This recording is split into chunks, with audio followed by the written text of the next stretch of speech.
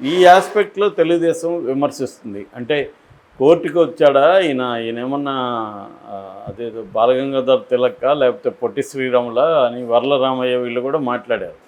ఈయన వచ్చింది ఒక నిందితుడిగా కేసుకి. నిందితుడికి వచ్చినప్పుడు నిందితుడు సైలెంట్గా వచ్చిపోవాలి, కానీ ఈ బల ప్రదర్శన ఏంటి అనేది వాళ్ళ ఆర్గ్యుమెంట్. అది కరెక్టే కావచ్చు, కానీ రాజకీయ నాయకులు ఏ ఆపర్చునిటీని వదులుకోరు కదా.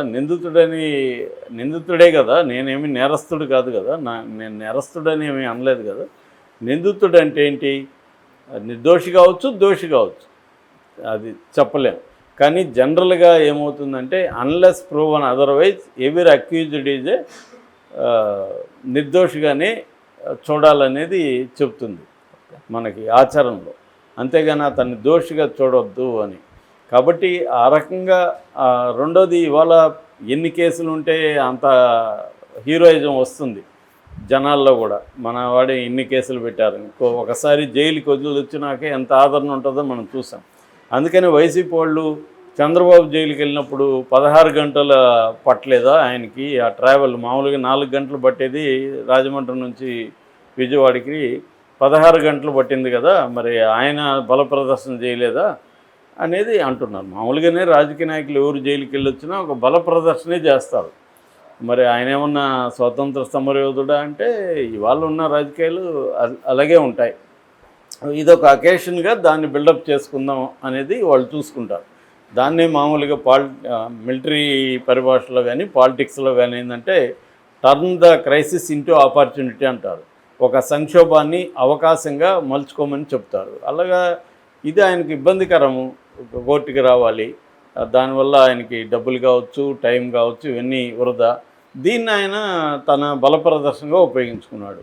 అయితే ఇక్కడ ఏంటంటే రప్ప అని పెట్టడం, నరుకుతామని పెట్టడం, మాకు 88 మ్యాజిక్ నెంబర్ ఫిగర్ 88 దాటగానే ఒక్కొక్కటి తాడు తీస్తామని పెట్టడం, ఇది ఖచ్చితంగా శాంతి భద్రతల ఇష్యూగానే చెప్పాలి.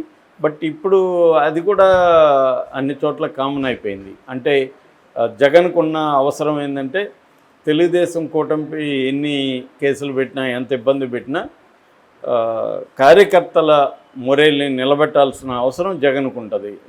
కార్యకర్తల మొరేలు నిలబడకుండా మళ్ళీ మనం అధికారంలోకి వస్తాము, మనం కక్ష తీర్చుకుంటాము అన్న ఒక భరోసా వీళ్ళకి కలిగించాలి. రెండవ ఆస్పెక్టు, ఇటు అధికారులు కానీ ఇటు తెలుగుదేశం వాళ్ళు కానీ తన మీద దూకుడుగా రాకుండా మళ్ళీ మేము అధికారంలోకి వస్తే మీ పరిస్థితి ఏంటో ఆలోచించుకోండి అని ఒక హెచ్చరిక చేయడం, దానివల్ల అవతల వాళ్ళని భయభ్రాంతం చేసి మనకెందుకులే దూకుడిగా, ఏమో పొరపాటున మళ్ళీ జగన్ వస్తే మనం బాధలు పడాలి కదా అనే ఒక దీన్ని జగన్ క్రియేట్ చేయడం కూడా జగన్కి అవసరం. అంటే డిఫెన్సివ్ టాక్టిక్స్, అఫెన్సివ్ టాక్టిక్స్ అంటారు. Best form of defence is offence అని మిలిటరీలో ఒక సామెత ఉంది. నిన్ను నువ్వు రక్షించుకోవాలంటే నువ్వు అటాక్ చేయాలి ముందే. కానీ అది చేయకపోతే నిన్ను అటాక్ చేస్తూనే ఉంటారు. నువ్వు ఇట్లా తప్పించుకుంటూ డిఫెన్స్లో ఉంటే కొడతానే ఉంటారు. నువ్వు ఒక దెబ్బ కొట్టాలి మధ్యలో. అది జగన్ ఫాలో అవుతున్నాడు, అంతకంటే ఏం లేదు.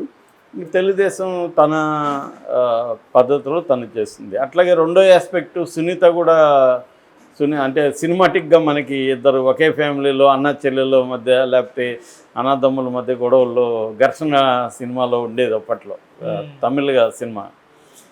వాళ్ళిద్దరూ ఒకే తండ్రి కొడుకులు, కానీ వాళ్ళిద్దరు రైవల్స్, ప్రభు అండ్ కార్తిక్.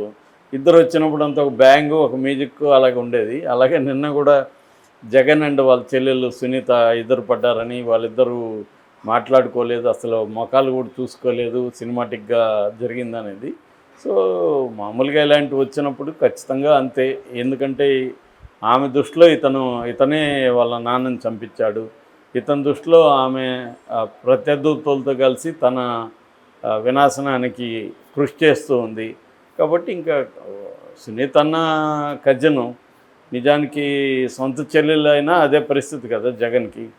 కాబట్టి ఇవన్నీ రాజకీయాల్లో కామను. సో ఎవరి